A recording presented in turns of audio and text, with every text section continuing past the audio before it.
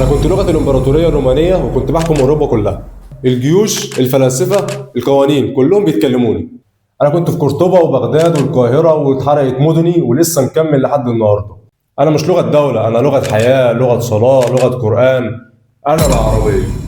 يا ترى ليه اللغة العربية مكملة لحد النهاردة بالرغم من سقوط الدول الإسلامية قديما، واللغة اللاتينية انقرضت بعد سقوط الإمبراطورية الرومانية؟ تعال بقى معايا في الفيديو ده ودي كده هيقول لك ليه. أولا كده اللغة اللاتينية كانت لغة الإمبراطورية الرومانية، وبعد سقوط الإمبراطورية الرومانية انقطعت الإدارة المركزية، كمان بالإضافة إلى ده عامة الشعب أو الشعب يعني ما كانش لهم كتاب مقدس ملزم باللاتينية الكلاسيكية، وإنما انقسمت إلى لهجات زي الإسبانية وزي الفرنسية وزي الإيطالية.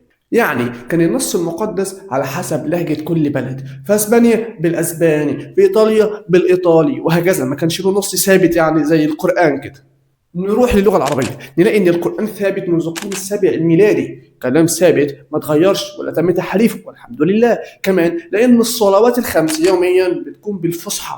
كذلك حركة العلم بين قرطبة وسمرقند حافظت على استمرارية علم النحو. النطق بيختلف من لهجة للتانية، لكن في اللغة العربية الفصحى النطق ثابت ما بيتغيرش. وكده عرفنا ليه انقرضت اللغة اللاتينية واستمرت اللغة العربية لحد النهاردة. كان معكم محمد الدغيلي، وسلام.